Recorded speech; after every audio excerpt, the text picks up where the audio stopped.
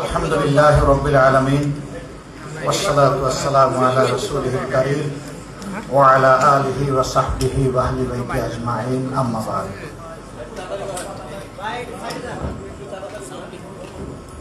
সাংস্কৃতিক অক্ষর ফ্রন্ট আয়োজিত আজকের এই মনোরম আয়োজনের সম্মানিত সভাপতি কবি মোশাররফ হোসেন খান,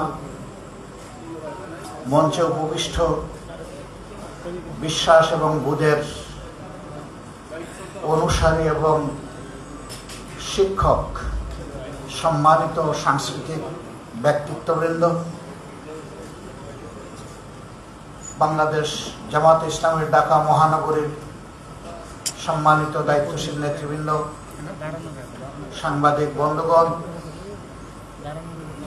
সুধী মণ্ডলী, আল্লাহ তাবারক ওয়া তাআলার শুকরিয়া আদায় করছি যে ফুলে ফুলে ভরা একটি বাগানে আজকে আল্লাহ তাআলা আমাকে এনে হাজির করেছেন, আলহামদুলিল্লাহ। তবে এই ক্ষেত্রে আমি কিছুটা বেমানান কিনা জানি না। স্কুল জীবনে 18টা কবিতা লিখে আমি আমার পণ্ডিত স্যারের কাছে জমা দিয়েছিলাম। তিনি 2 দিন পরে আমাকে ডেকে বললেন, তোমার কিচ্ছুই হয় নাই। আমি এরপরে আর কবিতা লেখার দুঃসাহস আমি আর দেখাইনি। এখন যারা শক্ত হাতে কোমল হৃদয়ে জাতিকে জাগানিয়া কলম পরিচালনা করেন, আজকে তাদের মেলায় আমার আগমন। আমি স্যারকে আবারও স্মরণ করছি। বিশ্বাস জাতির মেরুদণ্ড, বলা হয় শিক্ষা জাতির মেরুদণ্ড, আর শিক্ষার মা হচ্ছে বিশ্বাস। যার বিশ্বাস যেমন হবে সেই ব্যক্তি বা জাতির কার্যকলাপ সেইভাবেই পরিচালিত হবে। বিশ্বাসের প্রকাশ হচ্ছে সংস্কৃতি। অতএব সংস্কৃতিকে বাদ দিয়ে বিশ্বাস নয়, বিশ্বাসকে বাদ দিয়ে সংস্কৃতিও নয়। যেই জাতি নিজস্ব কোনো বিশ্বাস নেই, সংস্কৃতি নেই, অন্যেরটা অনুসরণ করে চলে, এই জাতি সবসময় পিছনে পড়ে থাকে। কখনো অনুসরণকারী সামনে নেতৃত্ব দিতে পারে না, আর অন্যের সংস্কৃতিকে যারা অনুসরণ করে তারা কখনো আত্মমর্যাদা বোধ সম্পন্ন জাতি হতে পারে না। তারা হয় সংকীর্ণ এবং বিধ্বস্ত একটা জাতি। আমাদের ইতিহাস এমন নয়। আমাদের ইতিহাস খুবই সমৃদ্ধ। বিশ্বাসকে কেন্দ্র করেই আমাদের সংস্কৃতি, আর সংস্কৃতিকে কেন্দ্র করে আমাদের জীবনের সকল যাত্রা। বাংলাদেশ বিভিন্ন ধর্ম বর্ণের মানুষের আবাসভূমি। তবে আল্লাহর এটা নিজস্ব পরিকল্পনা যে এখানে শতকরা 90 থেকে 91% মানুষ তৌহিদে বিশ্বাসী। বাকি অন্যান্য ধর্মের যারা আছেন আমরা তাদেরকে তাদের জায়গায় সম্মান করি, এবং এই বিশ্বাসের কারণে বাংলাদেশ হচ্ছে ধর্মীয় সম্প্রীতির একটি বৈচিত্র্যময় লীলাভূমি, আলহামদুলিল্লাহ।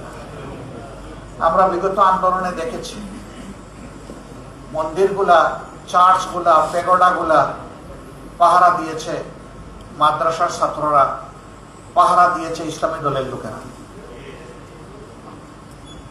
এটা তো মাদ্রাসা ছাত্রদের নিজস্ব ধর্মীয় প্রতিষ্ঠান নয়, কিন্তু তারা এটা জানে যে সকল ধর্মের মানুষকে আল্লাহ তাআলাই তাদের ধর্ম চর্চার সুযোগ দিয়েছেন। তবে আল্লাহ সঠিক রাস্তা কোনটা সেটাও বলে দিয়েছেন। কারো উপর কোন ধর্মের কোন জোর জবরদস্তি চালানোর কোন এখতিয়ার আল্লাহ কাউকে দেন।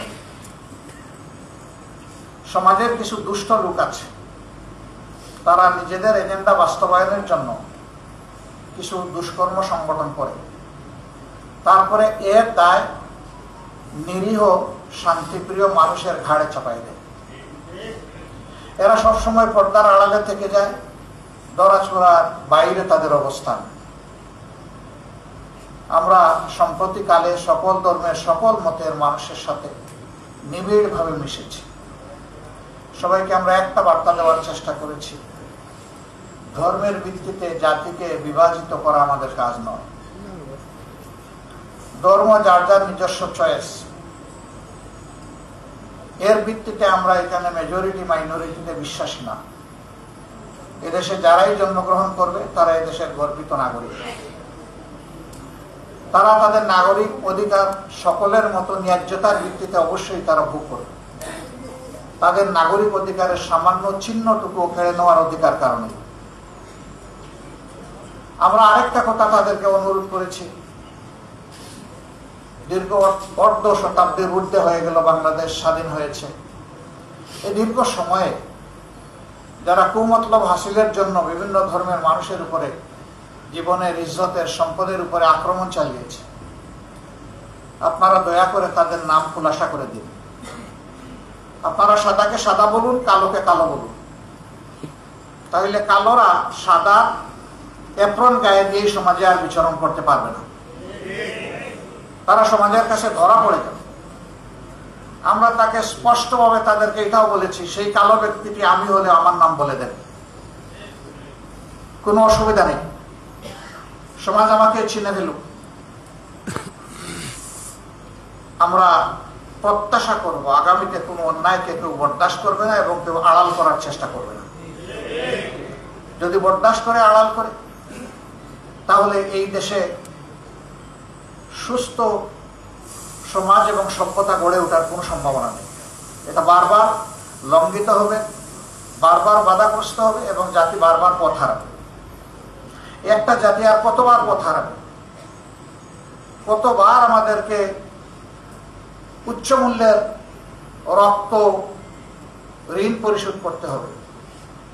সম্প্রতি আন্দোলনে কম বেশি হাজার খানেক যোদ্ধা অন্যায় অসত্যের বিরুদ্ধে, বৈষম্য এবং স্বৈরতন্ত্রের বিরুদ্ধে লড়াই করে তারা দুনিয়া থেকে বিদায় নিয়েছেন।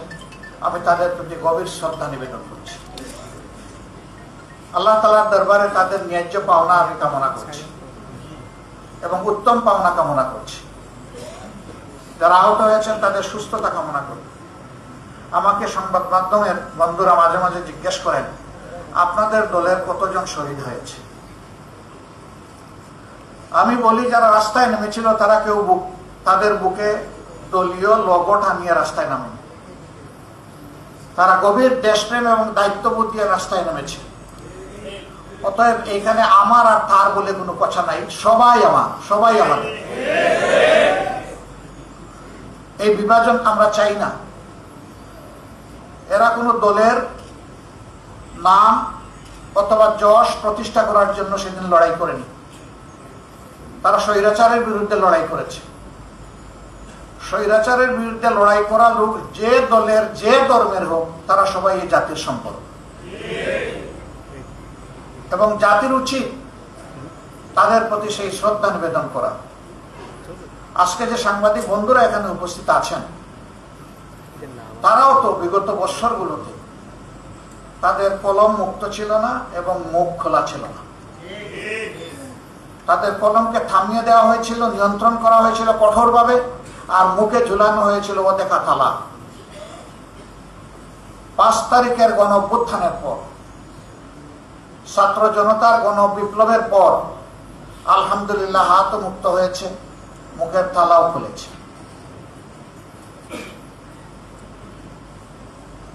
আমরা চাই সমাজের এই গুরুত্বপূর্ণ স্তম্ভ, এটা তাদের বিবেক অনুযায়ী তারা দায়িত্ব পালন করুক, সত্যকে সত্য হিসাবে তুলে ধরুক এবং নিঃসংকোচে তুলে দেবে, সেটা যার পক্ষে হোক আর যার বিপক্ষে হোক।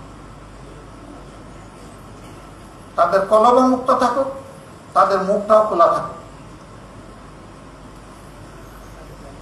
সাংবাদিকদেরকে বলা হয় জাতির বিবেক, মিডিয়াকে বলা হয় দর্পণ। আমরা ঠিক এক জায়গায় তাদেরকে দেখার ব্যাপারে প্রত্যাশী, আগ্রহী।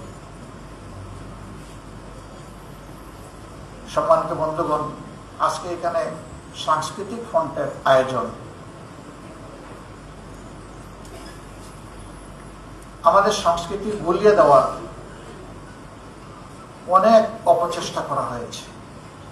কিন্তু একটা কথা মনে রাখতে হবে, যে দেশের মানুষের ঘুম ভাঙে আজান শুনে সেই দেশের মানুষের অন্তর থেকে বিশ্বাস এবং বোধ ছিনিয়ে নেওয়া অত সহজ নয়। এই জায়গাটার মূল অনেক গভীরে। এটি ব্যাঙের ছাতা নয়, আস্তে করে তুলে ফেলা যাবে। এটি 1000 বছরের বটবৃক্ষ, তার মূল অনেক গভীরে, টান দিলেই উপড়ে ফেলা যাবে না। এই 15.5 বছর বহু কসরত করা হয়েছে, বিভিন্ন সংস্কৃতি আমদানি করা হয়েছে, চাপিয়ে দেওয়ার চেষ্টা করা হয়েছে। আপনারা দেখেছেন এক রাতে সমস্ত চাপিয়ে দেওয়া সংস্কৃতি ধ্বংস হয়ে গিয়েছে। মানুষের দেহের উপর জোর চলে, চাবক চলে, মনের উপর জোর এবং চাবক অচল।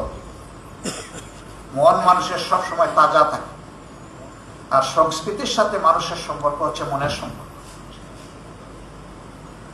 আমি সংস্কৃতি অঙ্গনের এই সমস্ত যোদ্ধা ভাইদের প্রতি সম্মান জানাই এবং আহ্বান জানাই,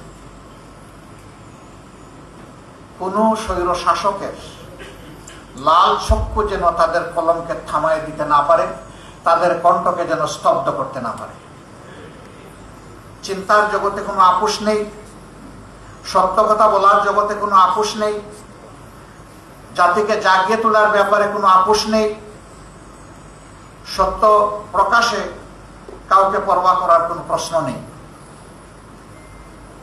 এই জায়গা থেকে যদি বলিয়ান হয়ে আমরা সামনের দিকে আগাতে পারি, ইনশাআল্লাহ জাতি পথ হারাবে না। কিন্তু জাতির এই পাহারাদাররা, মনস্তাত্ত্বিক পাহারাদার যারা, তারা যদি তাদের দায়িত্ব সঠিকভাবে পালন না করেন, তাহলে এই জাতি বেশি দূর আগাতে পারবে না। আসুন আমরা মানব জাতির মুক্তির মঞ্জিলের জন্য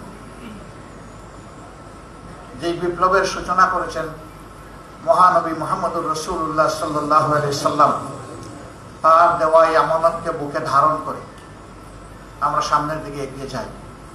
ইসলাম শুধু মুসলমানের জন্য নয়, আল্লাহ তাআলার অ্যাপ্রোচ হচ্ছে শাহরু রমাদানাল্লাযী উনজিলা ফীহিল কুরআন হুদাল লিন-নাস।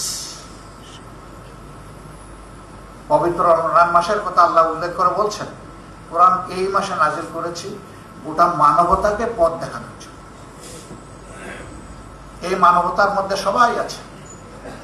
এই জন্য এই ভারতবর্ষ, মুসলমানরা 100 বৎসর তারা শাসন করেছে, কিন্তু সেখানে কোনো অশান্তি ছিল না। মুসলমানরা সংখ্যা লঘিষ্ঠ ছিলেন, তারপরেও তাদের শাসন শতাব্দীর পর শতাব্দী ভারতবর্ষের আপামর জনগণ মেনে নিয়ে তারা আনন্দিত ছিল। কিছু গাদ্দার, কিছু বিশ্বাসঘাতক ভারতবর্ষের এই শান্তিকে তছনছ করে দিয়েছে, যার কুফল 190 বছর এই জাতিকে ভোগ করতে হয়েছে। তারপরেও স্বাধীনতা পেয়েও আমরা স্বাধীনতা পেলাম না। এরপরে আবার আমরা স্বাধীন হলাম, তার স্বাদ ভোগ করতে পারলাম না। বঞ্চিত এই জাতিকে এখন জাগতেই হবে। অধিকার কেউ গড়ে এনে দিবে না, লড়াই করে আদায় করতে হবে। এবং আমরা চাই প্রত্যেকটি নাগরিক তার ন্যায্য অধিকার পাক। এখানে কোন রাজনৈতিক চরমভাবে অপদস্থ হয়েছেন, যারা এই দেশের মানুষকে নিজেদের প্রজা মনে করেছেন, আল্লাহ তাদের সম্মান উঠিয়ে নিয়েছেন। আল্লাহর সাহায্য তাদের পিছনে এসেছে। আমরা আল্লাহর সেই সাহায্যের প্রত্যাশী। এমন একটা জাতি আল্লাহ তাআলা আগামী দিনে আমাদেরকে গড়ার তৌফিক দিন, যেখানে মানুষে মানুষে কোনো ভেদাভেদ থাকবে না। প্রত্যেকটি মানুষ তার দেশের পরিচয় দিয়ে দেশে এবং প্রবাসে, বিশ্বে সকল জায়গায় গর্ববোধ করবে। এমন একটি জাতি গড়ার জন্য, এই জাতি গড়ার যারা কারিগর, আল্লাহ তাআলা তাদেরকে হুঁশ জ্ঞান দিন, দায়িত্ববোধ তাদের মধ্যে জাগ্রত করে দিন, এবং তারা যেন সত্যকে ধারণ করে সামনের দিকে এগিয়ে যেতে পারে। আল্লাহ তাদেরকে সাহায্য করুন। আমরা মজলুম সংগঠন, বারবারই বলি, সবাই স্বীকার করে আমরা মজলুম সংগঠন, কিন্তু আমরা মজলুম হওয়ার জন্য আমরা মানসিকভাবে বিধ্বস্ত নই। আমরা বিধ্বস্ত হলে এই তরি উল্টা স্রোতে বয়ে নেওয়া আমাদের পক্ষে সম্ভব হতো না। এটা আমাদের কাজ নয়, এটা স্বয়ং আল্লাহ রাব্বুল আলামিন আমাদেরকে দিয়ে করিয়েছেন। এই জন্য আমাদের তামাম তাওয়াক্কুল আল্লাহ তাআলার উপর। আমরা প্রত্যাশা করি দেশের মানুষের ভালোবাসা। আল্লাহ তাআলা আমাদেরকে সাহায্য করুন। হাসবুনাল্লাহু নি'মাল ওয়াকিল, নি'মাল মাওলা ওয়া নি'মান নাসির। আসসালামু আলাইকুম ওয়া রাহমাতুল্লাহি ওয়া বারাকাতুহু।